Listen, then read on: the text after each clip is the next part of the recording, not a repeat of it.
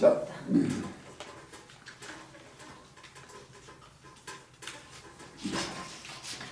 신경 쓰지 마세요, 우리 선생님. 네.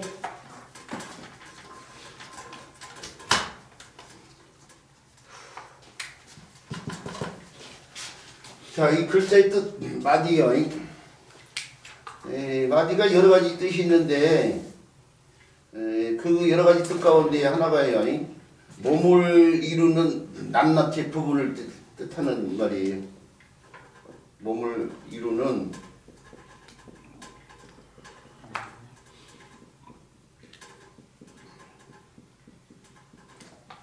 낱낱이 부분을 뜻한대요. 그 가운데 몸이라는 말이 들어있는데 이게 사실은 한자문화권에서요. 한자문화권에서 가장 짧은 길이의 단위로 쓰이고 있는데 옛날 사람들은 그 길이의 단위를 갖다가요. 몸을 이용했어요. 몸. 그래서 한 뼘, 두 뼘, 한 아름, 한 폭, 이런 말들이 다 인체와 관련돼 있어요. 근데 이게 한자문화권만 그런 게 아니고 서양도 마찬가지예요. 인치 이런 말들이 인치, 피트, 야드 이런 것들이 다 인치하고 관련돼서 나온 말들이에요. 그 가운데 인치가 엄지손가락 하나에 꼭 이렇게 우리가 손가락이 이렇게 한 손에 5개가 있잖아요 지금. 이렇게 있고 반대 여기 있는 손가락이 이렇게 있는 상황이고요. 반대 손도요.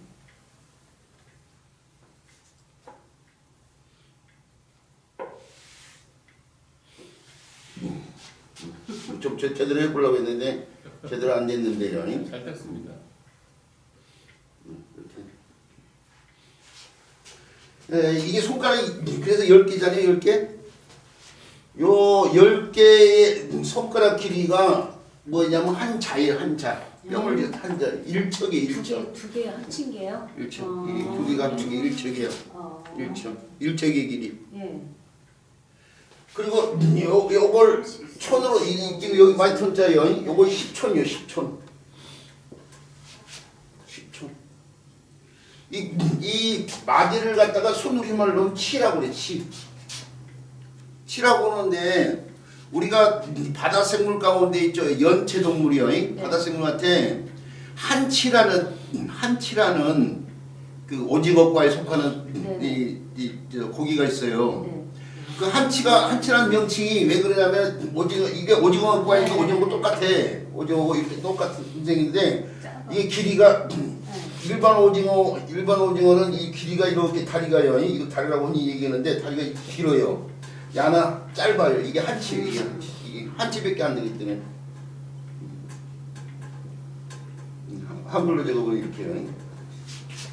이것과 이게 오징어라면은 한치는 이렇게 이 다리가 이게 긴 것을 반면에서 이게 짧아요. 이것 때문에 한치라고 한다니까요. 길이가 한치 정도밖에 안 돼요. 1촌. 이게 서양에서는 이걸 갖다가 인치라고 한다고 했는데 인치가 1인치. 1인치가 정확히 2.54거든요. 2.54cm. 근데 촌도 있죠. 촌도 시대에 따라 인체가 옛날 사람들에 비해서 오늘날 사람들이 신장 같은 게 아니라 조선시대 사람보다 오늘 사람들이 신장이 거의 한 15cm, 20cm 더 커졌어요 지금. 우리 누나 사람들이 신체가 서양화되고 있잖아요. 주나라 시대 때와 오늘날 중국과의 시간차를 봤을 때에 아주 옛날 갈수록 사람의 인체가 짧을 수밖에 없는데 준화 시대 때는 한 1촌이요. 1촌이 한 2.5세 정도밖에 안 됐어요. 오늘날 중국은 33.3cm를 쓰고 있고 우리나라가 30점 한 작아요. 여기 차가 30.3cm예요. 우리 어려서 대나무자 썼잖아요. 대나무자. 네. 그러죠? 네. 30cm 대나무자 학교 다닐 때. 이 대나무자를 갖다가 대나무로 만든 이유가 뭔지 알아요? 그 마디가 있어서. 그래서 아니고 이게 기온에 따라서 수축이나 이제 이런 것이 없어. 네.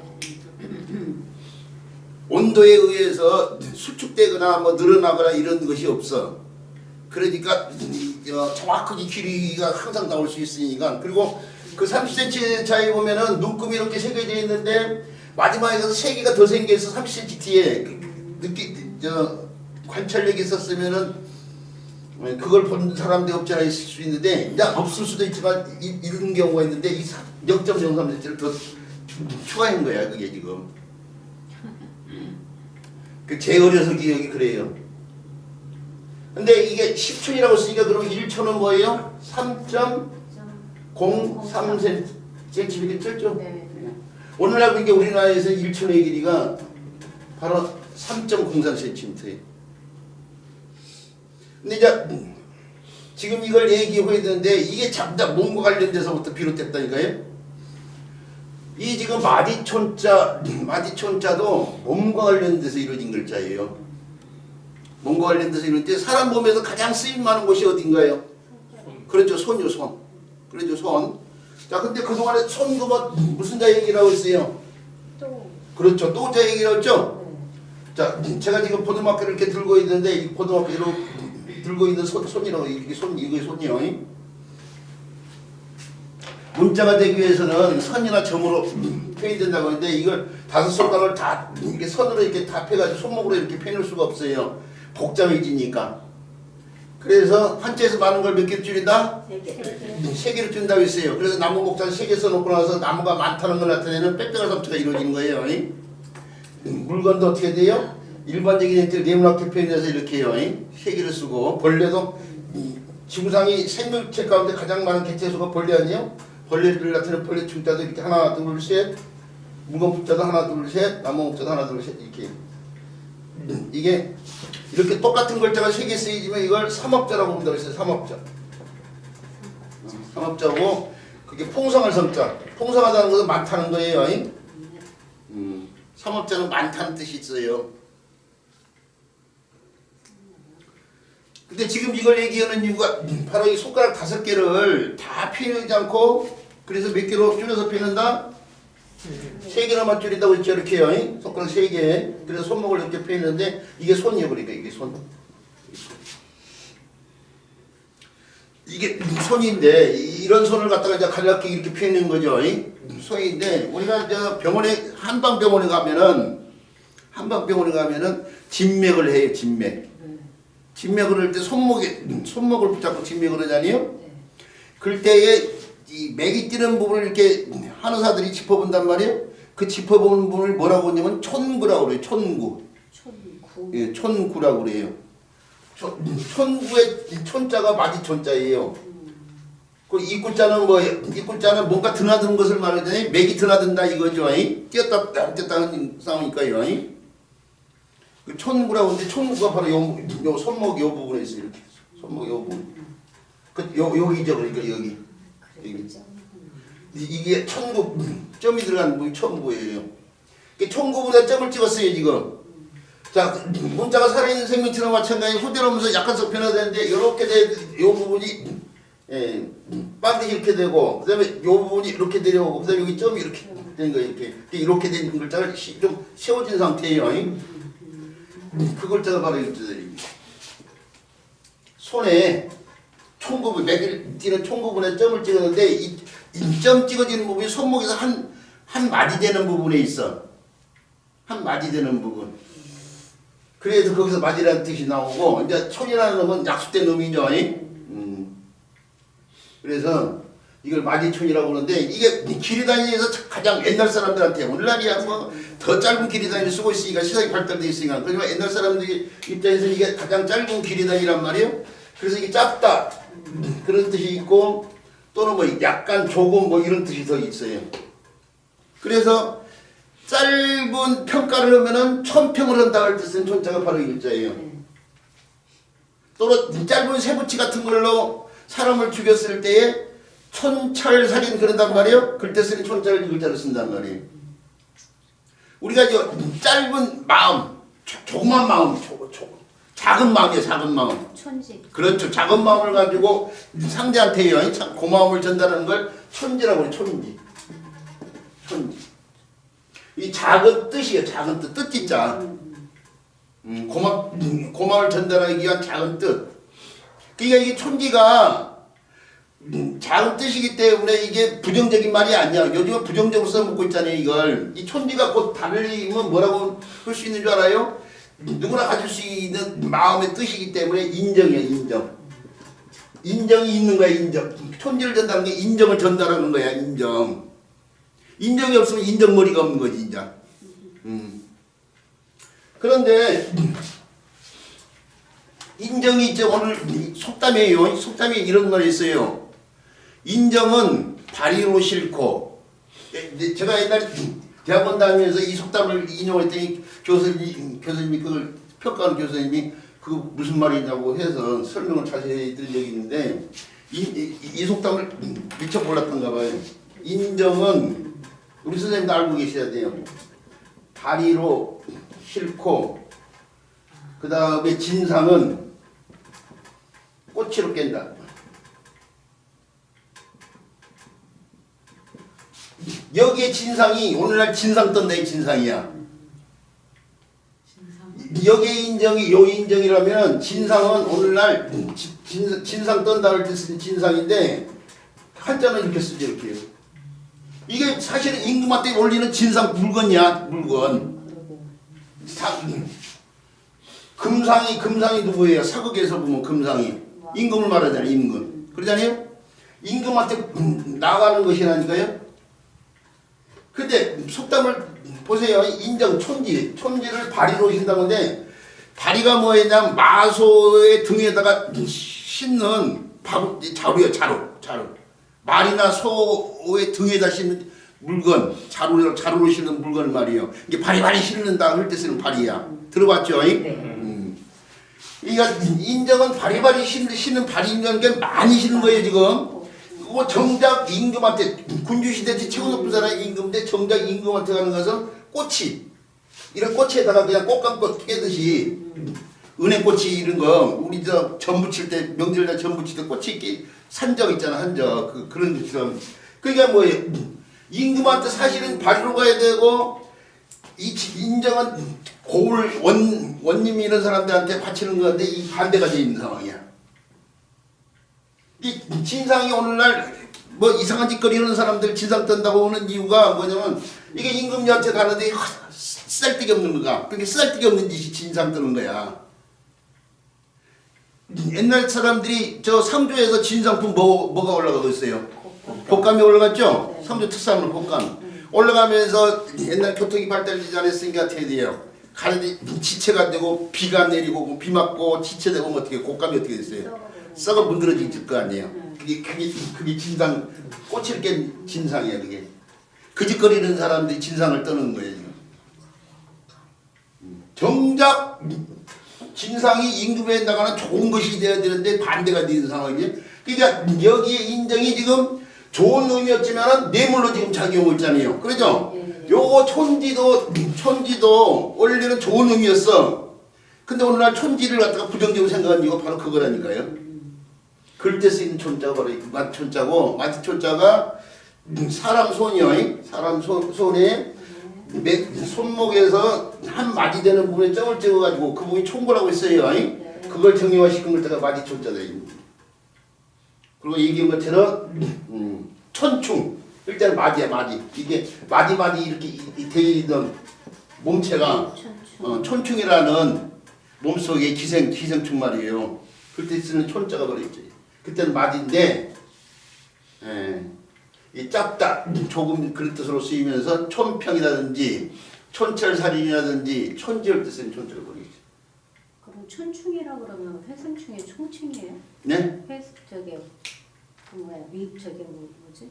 마디충이라고 그래요. 원래 마디충이라고 그러는데 우리 어려서는 촌충이라고 그랬다고. 요즘 사람들도 마디충이라고도 부르는데 그냥 기생충의 총충이에요? 그렇죠. 해충, 총충 뭐 이런 것들 다 기생충이야. 몸에 기생한 거 있으니까 왜 이랬대. 우리 선생님. 몸에 기생하는 사람 몸에 기생하는 것들은 벌레들은 다 기생충이고 그 가운데 이제 해충도 있고 뭐 촌충 같은 것도 있고 그런 거죠. 근데 그 촌충이 마디로 이루어졌기 때문에 마디촌자를 쓴다 그 얘기예요 지금. 자, 근데 한 글자를 이렇게 길게 얘기하면 안 되는 거 알죠? 네. 사실은. 그래서 우리 선생님들 다른 거 다 까먹어도 마디촌자는 잊어버리지 마시고 네. 이 마디촌자가 음의 역할하는 글자를 먼저 살펴봐야 되는데 자, 그 자료 보세요. 자료 보면은 나무 목자가 달라붙어 있네요. 나무 목자. 자, 나무 목자 지금 오늘 처음 수업 들으는 선생님 계신데 거기 나무 목자 나 앞에서 다 했어요. 그래서 지금 설명 안 드리는 거예요. 초는 초인데 나무 목자가 될 때문에 이게 나무 이름과 관련돼 있어요. 나무 이름. 사실은 원래 마을 촌자는 마을이라는 게 고을과 관련돼 있잖아요. 네. 고을읍자가 변화되면 무슨 자가 바뀌어요? 고을읍자가 잘 안 나오는데요. 이 고을읍자가 바뀌면 무슨 자로 바뀌게요? 우부방. 우부방으로 바뀌죠? 마을촌자를 원래는 진칠둔자가 음역하는 둔이 진칠둔이라는 글자 이것도 다음 기회에 설명할 거예요. 촌이 되면서 요 우부방이 달라붙은 요 글자가 원래 마을촌자예요. 사실은 옛날 사람들은 마을촌자를 이 글자를 썼어요. 마을촌자를. 그런데 나무 이름을 나타내는 요 촌자고 음이 같잖아요. 그러죠? 네. 의미 같은 게 옛날에는 문자 생활을 오늘만큼 정확하게 하지 않았다 보니까 의미 같은 건 통용해서 쓴다니까요. 가차한 거예요. 가차. 서로 이 글자고 이 글자가 의미 같잖아요. 그러니까 요 글자 대신에 요 글자도 이 글자 갖고 있는 뜻을 대신해서 마을촌으로 써먹었던 거예요. 이게. 근데 호재로 오면서 어떻게 돼요? 손님이 안방 차지하는 경향이 있을 수 있잖아요. 다 나쁜 놈들이죠. 근데 한자에서도 그런 글자가 있는 거예요. 그 나쁜 짓을 하는 거야. 안방 차지하는 거야, 얘가. 그래서 결국 어떻게 돼요? 자기 뜻보다는 마을촌을 더 많이 쓰고 있어요. 농촌, 어촌을 뜻쓰는 촌자가 그래서 이 글자를 쓰고 있어요. 근데 우리 선생님들 한자를 가르쳐야 되잖아요. 어디 가서요? 배운 사람들 가운데 마을촌자 본래는 이 글자였다는 걸 알고 있는 사람들이 있을 거라고. 근데 가르친 내가 그걸 언급하지 않고 막바로 이걸 마을촌 설명해 버리면은 저 사람 한자 제대로 하는 사람도 아닌데 왜 저렇게 앞에서 가지고 가르치고 있지 그런 소리 들을 수 있거든요. 그래서 마을촌자가 원래는 이렇게 쓰여진 글자라는 걸 알고 있어야 돼요. 근데 이제 오늘날은요 요 글자가 그 뜻을 갖다 뺏어서 쓰면서 마을촌하고 있다는 사실을 알아두시고 농촌 어촌을 때 쓰이는 글자예요. 무이촌 그런 뭐가 되겠어요. 의사가 없는 마을을 말해요. 없을 무자 의사 의자. 사하촌 그러면 뭐가 되겠어요? 이것들 다 쓰는 말들이야. 절 아래 마을, 절 사자 아래 사자, 마을촌자. 그러니까 요즘 아이들이 사하촌 이렇게 해놓으면 사하촌이 뭔지를 몰라. 읽으라고 하면 읽지. 사하촌. 사하촌이 뭐냐 그러면은 절 아래 마을이라는 걸 몰라. 무이촌도 마찬가지잖아 지금 무이촌. 읽으라고 하면 읽어. 한글로 쓰면. 근데 무이촌이 뭐야 그러고 물어보면 의사가 없을 무자 없는 마을이라는 걸 모르고 있는 상황. 이게 문제가 생기는 상황 아니에요?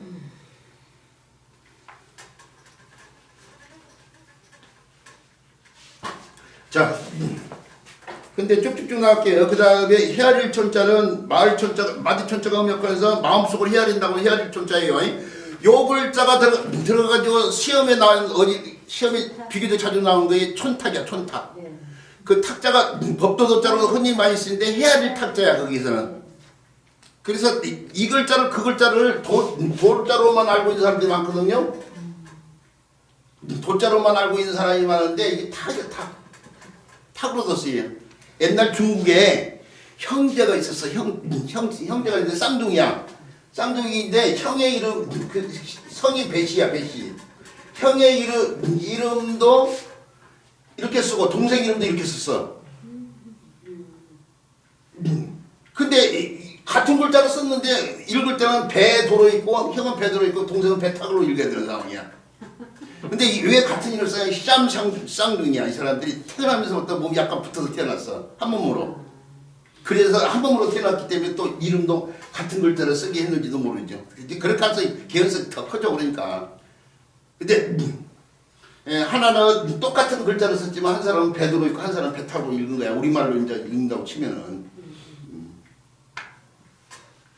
의미 두 개인 글자. 타고 읽다를 헤아린다는 얘기예요.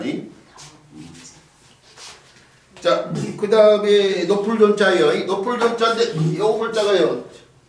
이렇게 해가지고 이렇게 쓰이는 글자가 마디촌자가 이거 달라붙었잖아요 이게요. 천이 존으로 바뀌면서 이게 술이요 술. 거기에 부숫자인 요 글자가 달라붙었잖아요. 요 글자가 어떤 모양에서 나왔어요? 술병 모양에서 나왔죠? 술병 모양에서.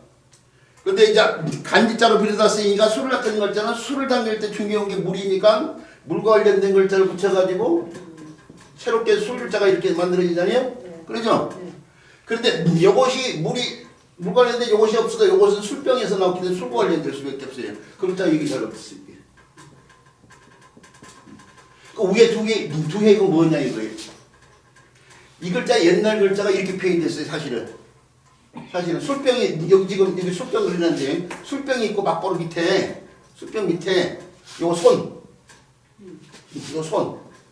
요 반대 손 이렇게 되겠죠? 이렇게 표현됐던 거죠. 이렇게. 고문자가 오늘날에 이렇게 쓰이고 있는 글자 옛날 글자가 이렇게 표현됐어 이렇게. 이걸 보면은 어떻게 해서 이런 글자라는 걸 알 수 있냐면 두 손으로 술을 들어 높이는 상황이에요. 받들어 올리는 상황, 높이는 상황.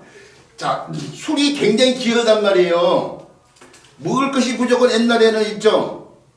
보릿고개 있는 시절 우리나라에도 1970년대 초반까지도 보릿고개가 있었단 말이에요. 근데 아주 옛날로 가면 갈수록 어떻게 돼요? 먹을 것이 더 부족하니까 먹을 것이 굉장히 귀한데 그 먹을 거로 담는 것이 술이란 말이에요.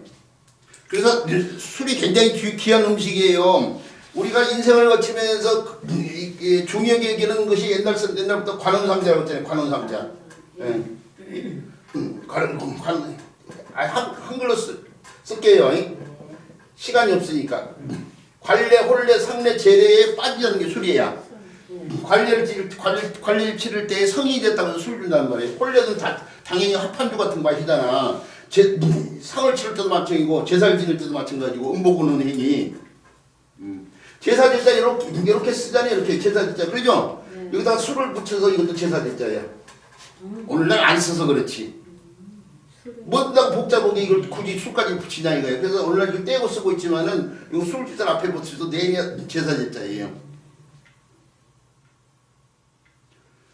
자, 그런 술을 두 손으로요. 두 손으로 들어 높인 모양에서 나온 글자에 이 글자의 각본 모양이에요. 자, 그런데 호대로면서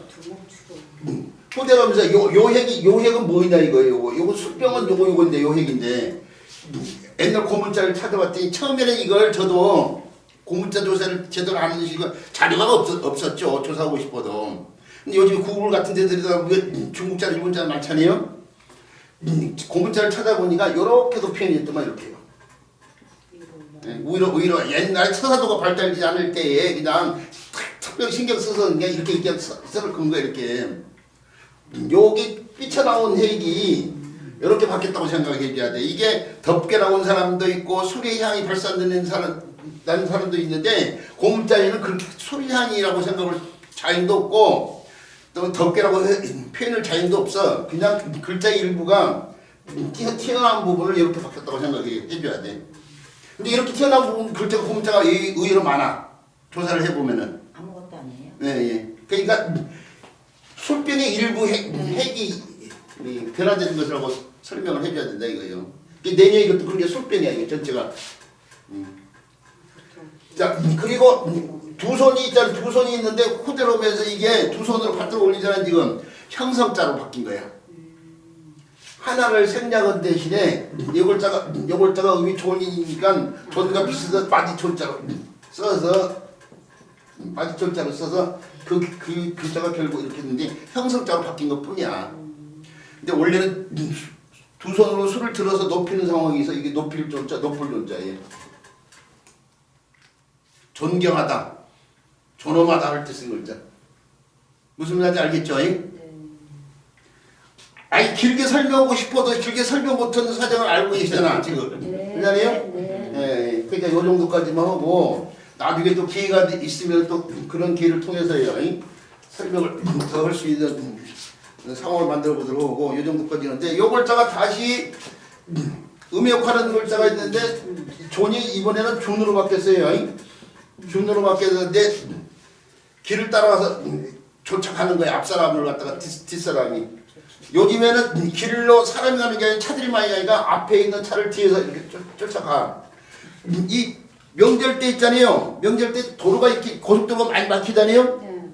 그걸 갖다가 뭐라고 하냐면 근데 사고가 있어서 막힌 것이 아니야.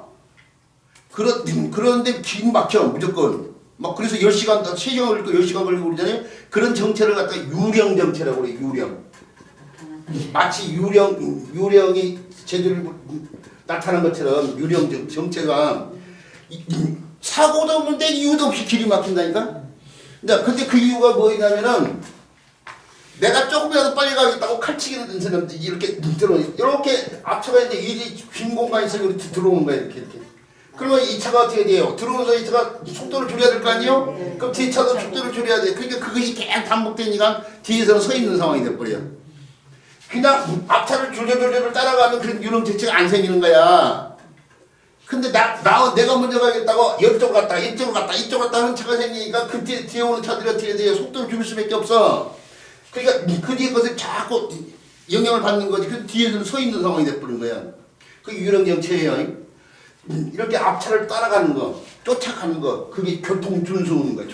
교통준수의 준자가 이거 조출준자. 이게 책받침이 길 관련된다고 했죠? 네. 길을 따라서 가는 거야. 앞차를 따라서 뒤에서 졸졸졸졸 쫓는 거, 조출순자. 쫓으면 안 돼. 한자를 갖다가 하는 사람들이 줬다를 갖다가 구분을 못 주는 사람들이 굉장히 많아요. 우리가 줬다는 조출순자예요. 줬다라는 뜻으로 쓰이는 걸 제가 이 따를 종자, 조출종자 이것도 조출종이라고 하지 쫓출종 하면 안 돼. 요 쫓는 것은 앞사람을 뒷사람이 졸졸 따라가는 거야. 그 쫓는 것은 뭐예요? 가서 붙잡거나 개 쫓는 상황이야. 서로 달라요.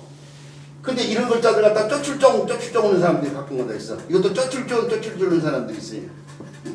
쫓다 줬다를 구분하지 못하기 때문에 그런 거예요 지금.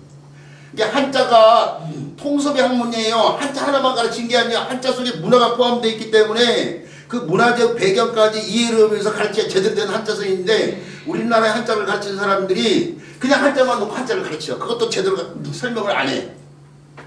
그러니까 한자 그거 해서 뭐냐 그런 소리가 나오는 거야. 어?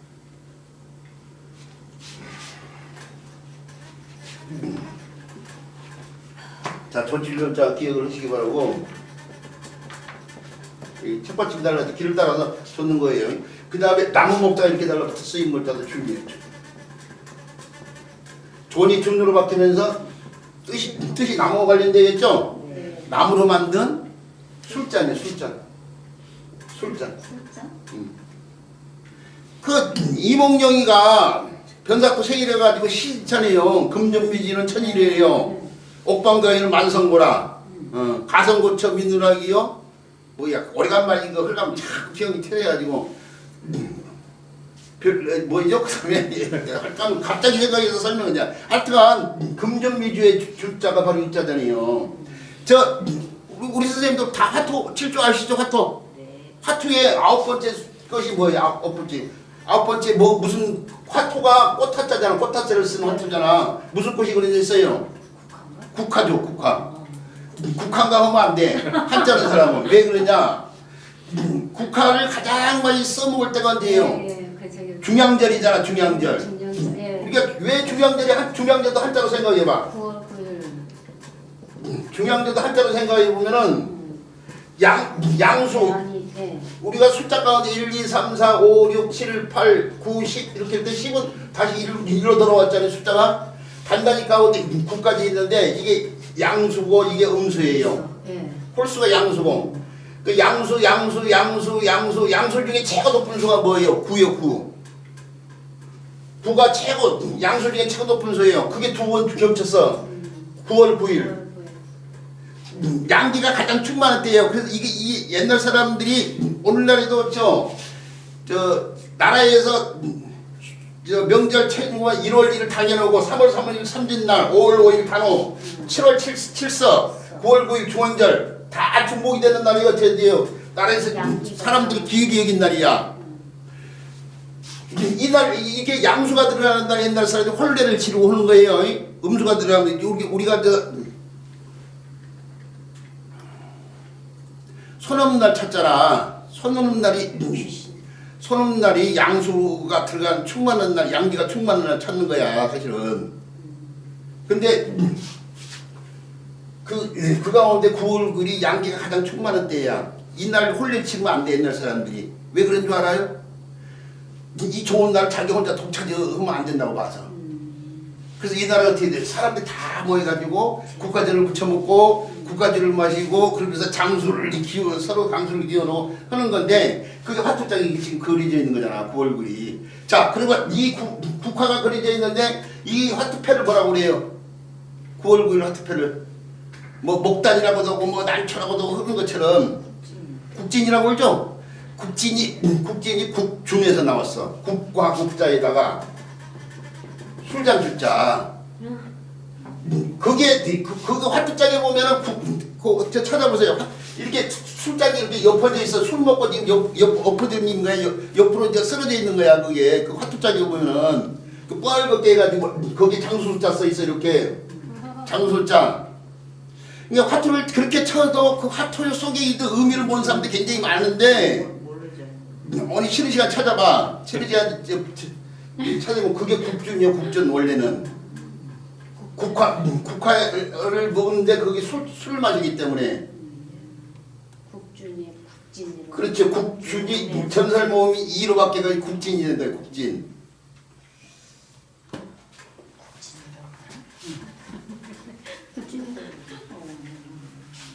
자, 그럴 때 쓰이는 줄자고요. 그 다음에 껌거리권 줄자인데 이것도 한자를 가르친 사람은 알아야 될 글자이기 때문에 집어있죠.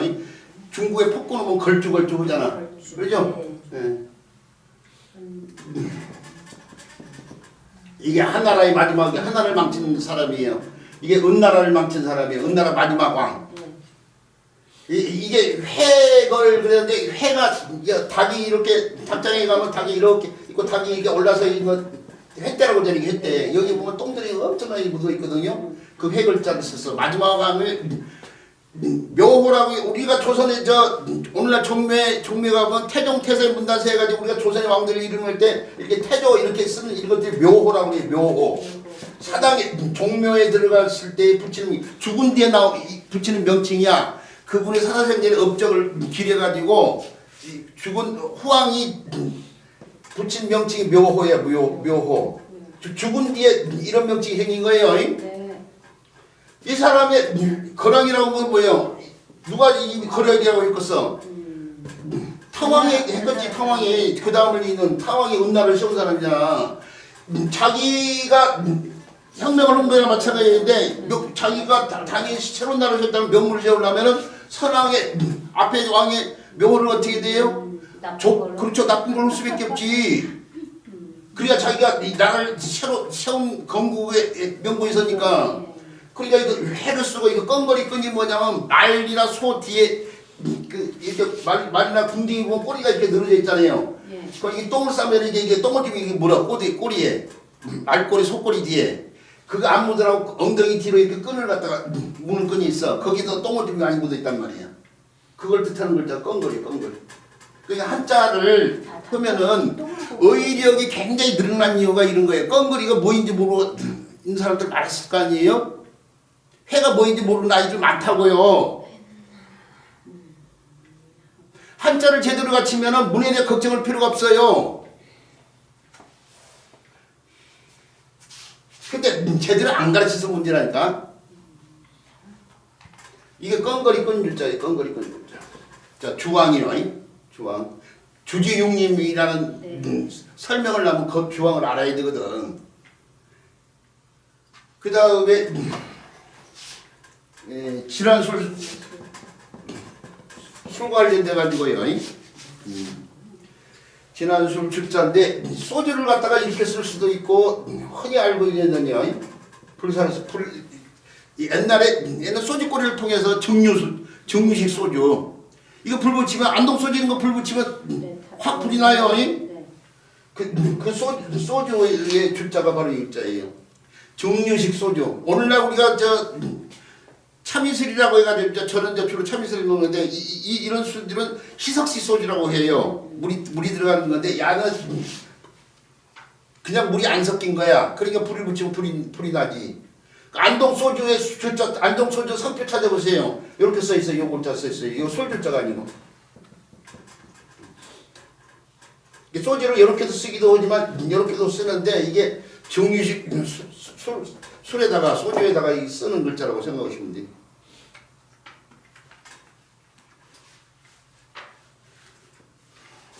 자, 이렇게 해서 마디천자 관련돼서 우리 선생님도 알아야 될 글자들인데 오늘 처음 수업 때 선생님이 좀 주감스럽겠지만은 어쩔 수 없이 빨리 있는 속도로 나가야지. 네. 자, 마디천자에 대해서 이 정도로 하고요. 그 다음에 배울 글자. 자, 세출자에.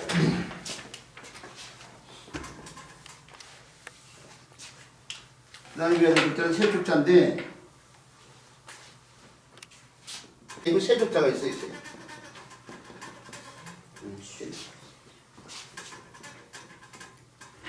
그래서 흔히 뭐 지식청, 식자청들 특히 뭐 사회적으로요, 아니 지명도에 있는 분들, 뭐 그분들이야 뭐 구체적인 대학교 교수들 이런 분들이죠. 그분들이 쓴 책들을 보면은 세축자하고 세족자 똑같은 세축자인데 요골자에 쓰기가 요골자에 쓰임을 어떻게 세뇌해놨냐면은 요것은 단미.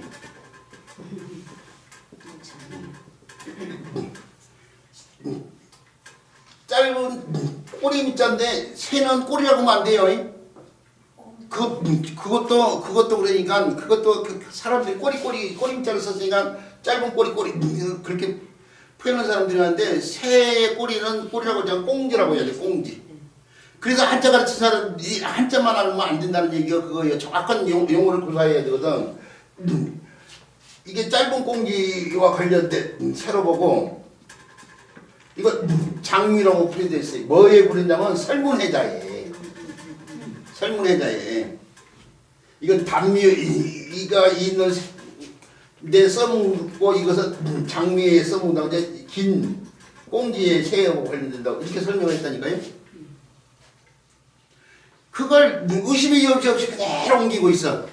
대학교 교수 이런 분들이 한자 쓰신 분들이. 그런데 이 짧은 꽁지를 지닌 새 가운데 우리 주변에서 가장 쉽게 볼 수 있는 새가 뭐인 줄 알아요? 짧은 꽁지? 두루미야, 두루미. 네, 두루미. 그래 자주 볼 수는 없겠지만 그래도 볼 수는 있잖아요. 두루미. 방송 보니까 두루미하고 학이 어떻게 다르냐고 보는 인간들이 있어. 실질적으로. 그래도 같죠. 우리 짐승 새들 이름들 보면은 뻐꾹, 부엉 뭐 이런 새들 있잖아요. 소쩍새 이런 것들이 다 뻐꾹, 부엉, 소쩍 이것들이 뭐예요? 울음소리하고도 같아요. 울음소리. 뻐꾹 그냥 뻐꾹새라고 하고 소쩍당 그냥 소쩍새라고 하고 부엉 되니까 부엉이를 새들 이름 보면은 새 울음소리를 갖다가 꿩도 말이야 꽁꽁꽁 그렇게 울어. 봄날 그 짝탈 때 보면은 진짜 그렇게 울더라고요. 꽉 이렇게 꿩도 그러니까 울음소리와 관련돼서 많아. 대부분이 울음소리를 갖다가 그 종종 명칭에 이름에다 쓰고 있어. 자, 그런데 두루미도 보면 두루룩 이게 두루미야. 근데 그걸 한자로 학이라고 하지. 두루미 학자. 이게 혹이라는 글자가 음역할에서 학이 되면서 세 글자가 달라붙어가지고 두루미야, 두루미. 두루미가 곧 학이야. 근데 한자를 모르니까 두루미하고 학이 서로 다른 걸로 알고 하고 두루미가 어떻게 차이가 나냐고 그 방송에 나온 연예인들이 그러고 있더라니까요. 참 답답을 노리시죠. 입수라니까 입수가 뭐냐고 물어보잖아요. 물에 들어간 물가에서 벌 받아야 된다고 하면서 입수해야 된다고 하니까 입수가 뭐냐고 참 이렇게 엉망이에요. 이게 이 사실은 한자 가르친 사람이 책임이에요. 사실은 그 사람들 책임입니다. 한자 가르친 사람 한자를 제대로 가르쳤으면 그런 일이 안 벌어졌을 텐데 한자 가르친 사람들이 그 교육은 소명의식을 가지고 해야 되는데 돈벌이 수단으로 삼으면 안 돼요.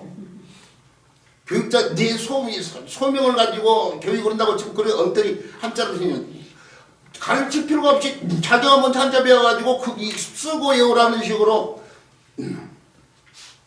그런 얘기 많이 했지만 하여튼 세조자가 두름이라는 뜻의 인형이었는데 바로 짧은 공경에는 세조자를 쓴다고 했는데 세조자를 썼니? 반면에 있죠. 긴 공지로 자주 볼 수 있는 새가 뭐예요? 우리 주변에서 조금 전에 얘기했잖아. 꿩. 꿩 깃털 굉장히 크단 말이에요. 우리가 저 길다란 깃털을 사용할 때 장목이라고 이제 꿩 깃털이 길다란 장목이라고 하는데 저 옛날 사람들 저 모자 같은 데다 꽂고는 깃털들 무관들 이런 사람들 이렇게 꽂는 것들 그런데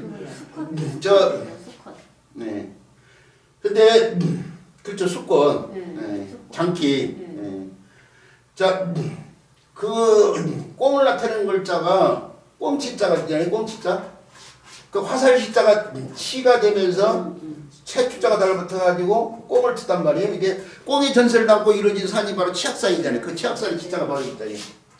자, 그런데 꽁이 길다란 꽁지를 갖고 있는데 채주자를 썼네? 채주자를 써야 된다고 근데 이 설명이어야 한다고 치면은 서로 반대가 돼 있잖아요. 그러니까 이게 틀린 상황이라는 거 거기서 알 수 있는 거야. 우리가 조금 전에 두루미 학자가 꽁지가 짧다고 했는데 속담이 이런 말을 써요. 예, 하게 저 수염이 짧은 사람을 갖다가 하게 꽁지 같다 이런 속담이 있어. 수염이 짧은 사람을 갖다가 그러니까 하게 꽁지가 짧다는 게 그런 속담에서 알 수 있어요. 수염 짧은 사람에서 하게 꽁지 같다 이런 속담을 쓰는 것을 알 수 있듯이 이 두 개는 장미, 단미용은 상관없어요. 설문에다가 그렇게 했는데 설문에다가 잘못된 부분이 많잖아요. 설문에다가 최초의 문자학 책으로서 충분히 그 가치를 갖고 있긴 하지만 그렇다고 해서 그 내용 자체가 100% 옳은 것은 아니다는 사실을 알고 거기에 천착하지 않아야 되는데 그냥 그대로만 옮기고 있는 거야. 요 글자 우리가 흔히 쓰는 글자 가운데 닭개자를 이렇게 쓰죠. 근데 닭개자를 이렇게 쓰지만은 이렇게도 써. 이런 구분이 분명히 짧은 공기, 긴 공기 있다면 서로 바꿔 쓸 수가 없는 거잖아요, 지금. 근데 이렇게도 쓴단 말이에요. 기러기 한자도 이렇게 써요. 기러기 한자도 세조자를 이렇게 쓰기도 하고, 세조자를 이렇게 쓰기도 하고, 여기 세조자를 쓰기도 하고, 세조자를 쓰기도 하고. 근데 기러기 한자는 세조자를 쓴 요글자를 더 많이 쓰고, 닭개자는 채주자보다는 채주자를 쓴 이글자를 더 많이 쓰는 것 뿐이지 서로 통용이 되는 것을 알 수 있듯이 서로 차이가 없어요. 다만 제가 30년 넘게 공부를 해보니까 채주자는 글자 구성에 도움을 줘서 의미 역할로 주로 쓰이고 세조자는 뜻의 역할로 주로 쓰이는 그런 구분은 있어. 그래서 우리 선생님들이 제가 쓴 책 말고 다른 사람이 쓴 책들을 또 참고를 할 텐데 그 다른 사람이 쓴 책들 대학 교수들 뭐 이런 분들이 쓴 책 보면 이런 풀이요. 요건 채주자는 단미에 꽁지가 짧은 새에다 쓰고 채주자는 꽁지가 긴 새에다 쓴다. 뭐 이런 설명 기울이 관심 갖지 않았으면 좋겠어요. 틀린 견해니까. 자. 근데 이 세조자가 자주 쓰이는 글자가 아니란 말이에요. 단독체로 이 글자 자체가 세조자는 뭐 백조, 타조, 뭐 조류학자 이런 데 많이 쓰잖아. 근데 이 글자는 단독체로 쓰임이 없잖아. 그러니까 이런 글자를 무시를 해버려요. 이런 글자를 무시하니까 이런 글자 작은 소자에다가 세조자를 이렇게 붙이면 이런 글자를 갖다 무조건 어떻게 돼? 이 글자를 모르면 이 글자 뭐 어때? 무조건 쓰고 외워야 되는 상황이야. 근데 이 글자를 알고 있으면은 요 글자가 작은 소자하고 채주자가 없으니까 작은 새, 작은 새 내가 볼 수 있는 작은 새가 뭐지? 참새야. 그거 참새를 뜻한 글자라는 걸 알 수 있어요. 이게 참새고 참새 짹짹 부는 것처럼 이게 작이야 작. 이 참새 혓바닥처럼 생긴 잎사귀를 갖다가 만든 것이 작설차예요. 작설차. 탁슬. 그 참새가 많아. 참새들이 개체수가 많잖아. 가장 흔히 볼 수 있는 새잖아. 우리 주변에서도. 중국도 마찬가지인가 봐요. 그래서 중국에서는 참새란 뜻보다 그냥 새의 뜻으로 써먹어 이걸. 참새라고 호기자는 그냥 새의 뜻으로 쓰는데 그래서 공작 이럴 때도 이걸 따라 썼어요. 그러니까 공작이 뭐예요? 구멍이 있는 참새가 아니고 구멍이 있는 새야. 공작이 구멍공자. 무늬의 구멍처럼 이렇게 무늬가 동그란 구멍이 있는 새다 이거야 지금. 공작새에 왜 해피로한 참새 우리가 알고 있는 참새 작자를 쓰냐 이거예요. 근데 흔하니까 그냥 새의 뜻으로 써먹는다고 중국에서.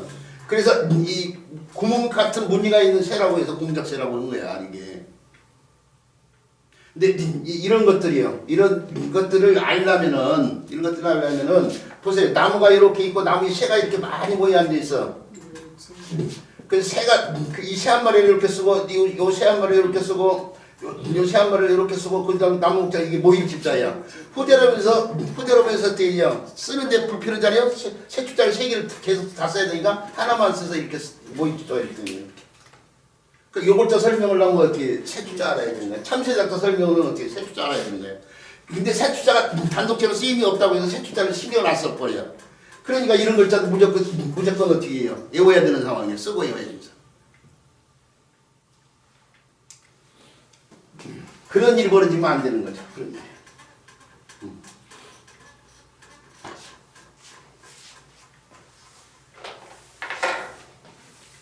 자, 근데 이게 음역걸자가 굉장히 많다니까요. 자, 음역걸자가 많은데 그 음역걸자요. 지금 자료 보세요. 추는 추인데 이게 추는 추인데 손이 달라붙었어요. 제방벽이 손수자가 변화된 글자죠. 추는 추인데 손수자가 변화된 제방벽이 달라붙어가지고 촌독자권인데 이쪽에서 저쪽으로 물건을 손으로 옮겨. 그래서 옮길 추자예요. 옮길 추자. 또는 근데 들어서 옮길 수도 있죠. 밀어서 옮길 수도 있잖아. 그래서 밀다라는 뜻도 있는데 이때는 음이 태요. 태. 추가 되기도 하고 태가 되기도 하고.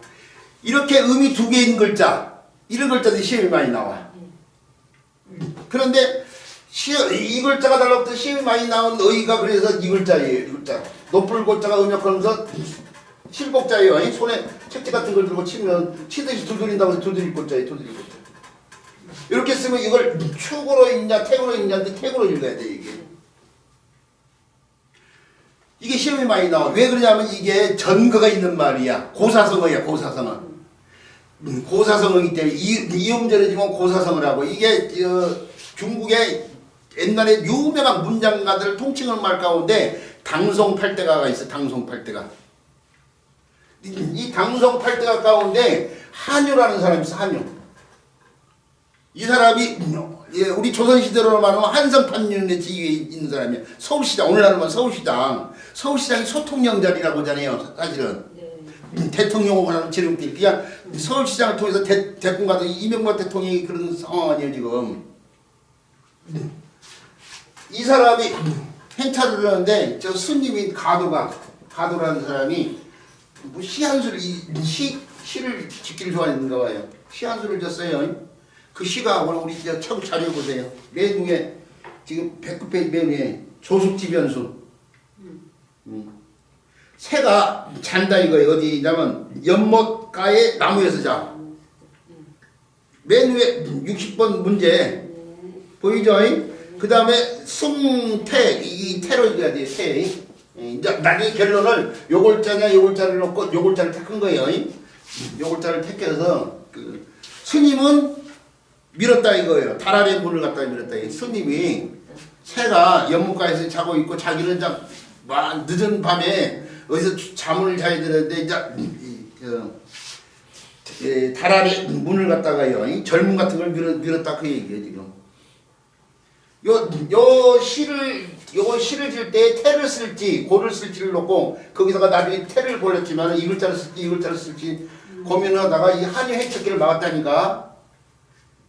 그래서 옛날 지체가 높은 사람 길을 막으면 불충한 일이 돼서 뒤에 불려가서 몰려 맞아요. 처벌을 받는다고. 그런데 그때를 가는데 한유가 연유를 하는 게 이게 시를 짓다가 불찰을 범했다고 그 불러다 놓고 자네가 지나고 시가 뭐냐고 그러니까 이걸 얘기한 거야. 절알에 스님인데 제가 절알에 문을 민다고 해야 될지 두드린다는 얘기를 꼭 고민하다가 불충을 저질렀으니까 잘못했으니까 한유가 뭐예요? 당송팔대가 문장가잖아. 네. 글 짓기 좋아하는 사람. 그걸 서로 교류가 된 거예요. 그냥 그걸 빌미로 해서. 그래서 이 사람이 환속해가지고 스님이었는데 환속해가지고 벼슬길에 가서 이 사람도 이제 부귀영화를 그린 일단 뒷얘기가 있다 이거죠. 하여튼간 거기서 나온 게 태고예요. 태고. 그리고 오늘날도 이걸 써먹고 있어. 네. 저 같은 사람이 글 쓰고 있잖아요. 출판사에다가 원고를 보낼 때 마지막에 원고를 들여다보는 게 태고를 보고 있는 거예요. 마지막에 원고를 가다듬는 행위. 자, 근데 추하고 태가 차이가 음이 커 보인단 말이에요. 추하고 태가 음이 차이가 커 보니까 어떻게 추가 태가 되는지를 설명을 못한 사람들이 많아. 자, 근데 이거 좀 밀어두고 왜 추가 태가 되는지 왜 밀어두냐? 자, 뒤 이어지는 글자 보세요. 새 음자가 달라붙어가지고 새 추자가 그대로 음역 걸으면서 새 붙이한테 송곳이요. 송곳 추자. 입추의 여지 없다 할 때 쓴 글자예요. 입추의 여지 없다. 요즘 아이들 입추의 여지 없다 할 때 입추가 뭔지 몰라. 송곳을 세운 거야. 송곳. 우리가 꽃꽂이 드신 분들 보면 못 같은 거 이렇게 세워져 있잖아. 그런 것처럼 사람이 빡빡이 들어차 있는 상황이 입추야. 입추. 설립자에다 송곳 추자. 원추 동그랗게 위에 올라가서 뾰족해. 그 원추잖아. 이게 추. 송곳 원추형 할 때 쓰는 추. 낭중지추 할 때 쓰는 추자라고요. 자, 그 다음에 몽치 추자요. 나무몽치인데 이게 사람 몸에 있는 척추가 몽치처럼 역할을 해. 척추 할 때 쓰는 척추가 사람 몸에 뭐 요추, 경추 뭐 이런 것들이 있는데 이게 26개인가 있는 것으로 알고 있어요. 그 부분을 아까 지칭할 때 흔히 몽치 추자를 써요. 그 다음에 추가 음이 바뀌어가지고 치읓 계열이요. 지읒, 치읓이 치읓 계열인데 이렇게 치읓자가 시읒자로 바뀌었어요. 좋은 미치가 같으면 서로 변화가 잘 일어나요. 문자가 살아있는 생미치랑 마찬가지니까. 추가 있는데 누구냐 이거예요. 물어봤어요. 추는 추인데 말로서 입으로서 물어봤어요. 누구냐고. 군대에서 아부인지 적인지 낮에는 훤히 보이니까 알 수 있는데 밤에는 몰라.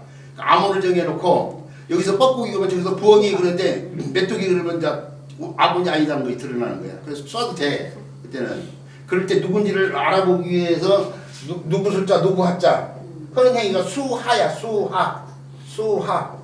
근데 이걸 그걸 수하로 알고 있는 사람들이 많아. 한데 화로 알고 있는 사람도 많다고. 이것도 한자를 모르기 때문에 그런 말들이 나오는 거야. 답답하다니까요.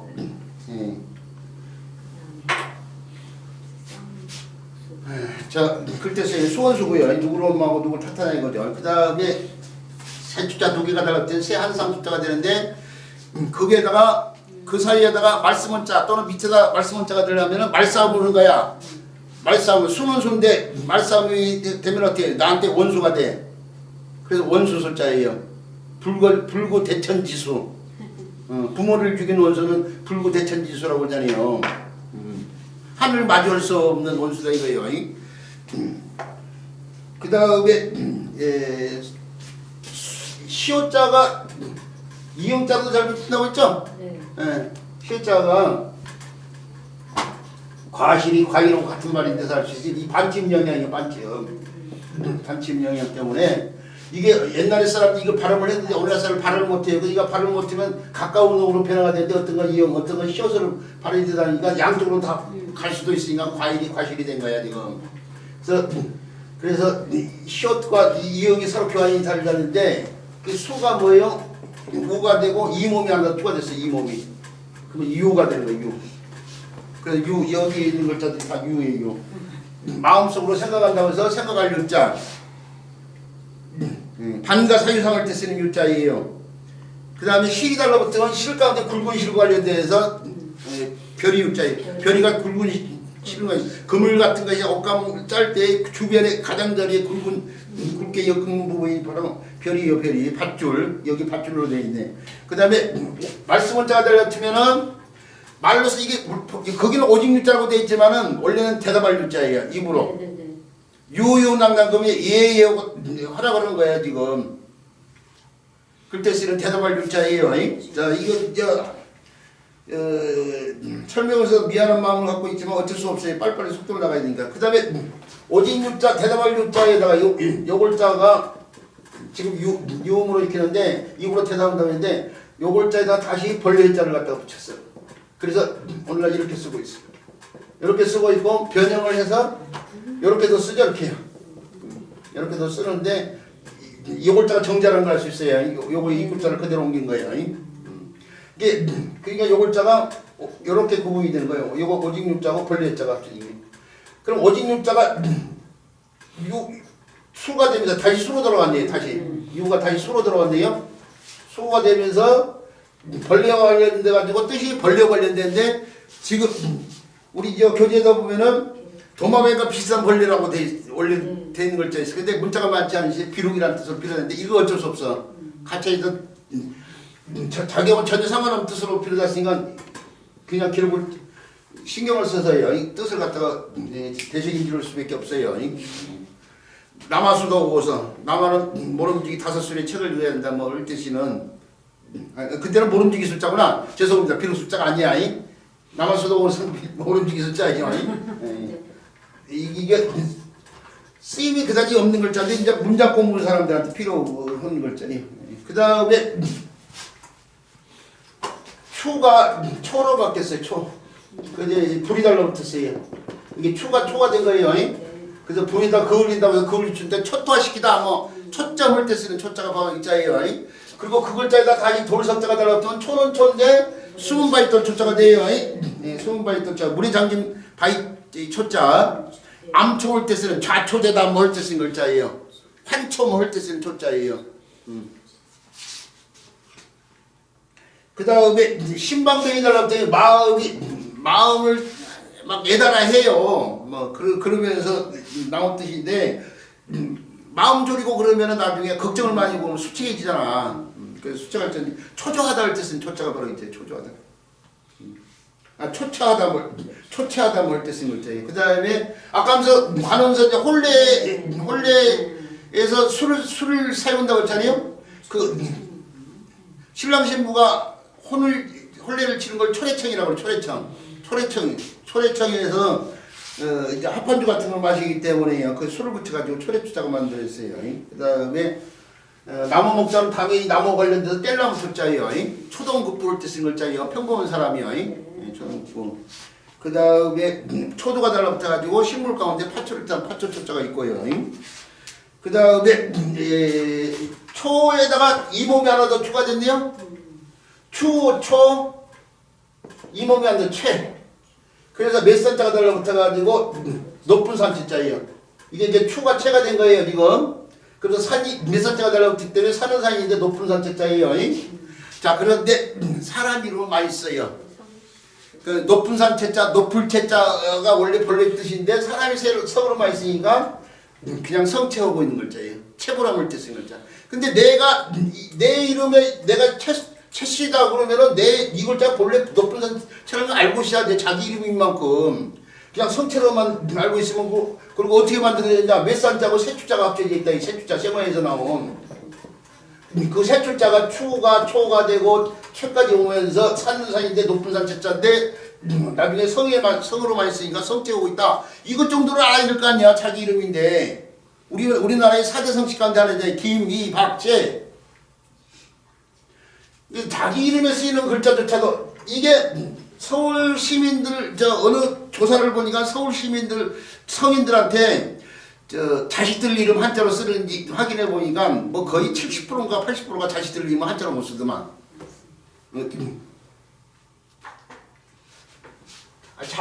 그런 사람 자기 이름 요즘 아이들 학교 다니는 대학생들 서울의 시내에 나가가지고 길거리에서 대학생들 붙잡고 이름 한자로 쓰라면 이름 한자 엄마로 쓴 사람 너무 많아. 그런 것도 있다고 하더라 참. 대학교 국어학과 교수가 시험 발미에다가 아버지 부모 이름을 한자로 쓰라고 이렇게 쓰니까 아버지 이름이 미견 이러면은 견자 칭알고 개견자 같은 거 이렇게 이제 예를 하나 든다면은 쉬운 글자 지가 한자를 안 쓰면 점수는 안 나올 것 같고 쓰긴 써야겠는데 진짜 어려운 한자를 못 쓰겠고 쉬운 한자를 가운데 아버지 이름이 견이가 있으면은 안 쓰면 점수가 안 나오니까 개견자를 갖다가 아버지를 개로 만든다 이거예요. 그런 세태야 지금.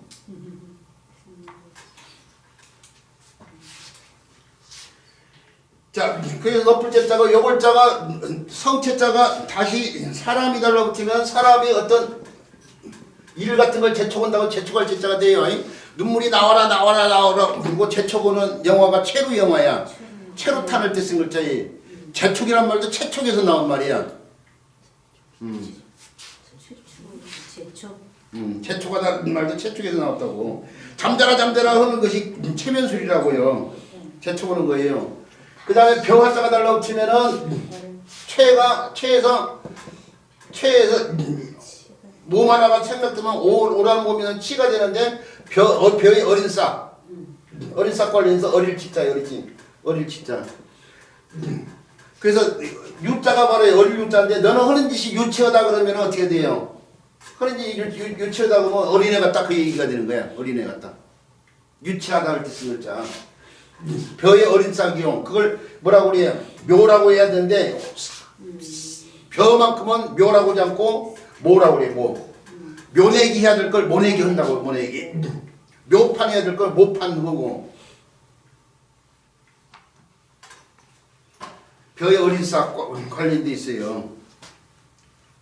자, 그런데 최가 치읓자나 지읒자가 구개어마 반작용에서 디귿이나 티읕으로 바뀔 수 있어. 그래서 최가 뭐가 돼요? 태가 될 수 있는데 악감성이고 그래서 추가 태가 된 거예요. 그러니까 요 세 추자가 번역이 추인데 추, 초, 최, 태 이런 과정을 거친 거예요. 그래서 이 흑도자가 달라붙어서 이렇게 쓰이는 글자가 태까지 되면서 흙이 쌓인 언덕 관련된 언덕대자 태경문을 때 쓰는 태비올 때 쓰는 태자인데 이 글자가 그래서 그 과정을 이런 과정을 통해서 태가 된 것처럼 이것도 태가로 익히는 글자라고 된 거예요. 그래서 아까면서 문장을 마지막에 가다 담는 행위를 갖다가 태고라고 읽는다고 했잖아요. 태고. 그 다음에 회까지도 쓰이는 글자가 이제 회수. 회하라고 해요. 오늘날 중국인데 회수는 중국에서 어떤 의미가 있는 거냐면 중국의 땅덩어리가 오늘날 이런 식으로 되어 있는데 중국을 갖다가 남북으로 나눌 때 이게 중국을 갖다가 이렇게요. 크게 세 개로 나눌 수 있어요. 이게 황하고 이게 양자란 말이에요. 세 개로 할 때는 이게 황하고 양자가 구분이 되는 역할을 해주지만은 둘로 나눴을 때는 여기에 회화가 이렇게 흘러. 여기에 회화가 이렇게 회수. 중국을 3등분으로 나눌 때는 황하고 양자강이 기준이 됐지만 중국을 남북으로만 구분 둘로만 끈다 그럴 때는 이게 회화가 구분이 돼. 이게 중국의 유진 남북조 시대도 그래서 남북조 시대 북조하고 남조가 이렇게 서로 구분이 되는 거야. 이 회화로. 회수 그런 역할을 강해요 이게.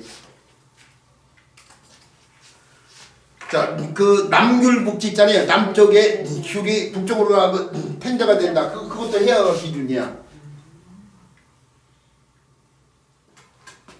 사실 정확히 얘기를 하면. 자, 이런 그런 많은 글자에서 음역하는 글자가 세 추자예요. 세 추자.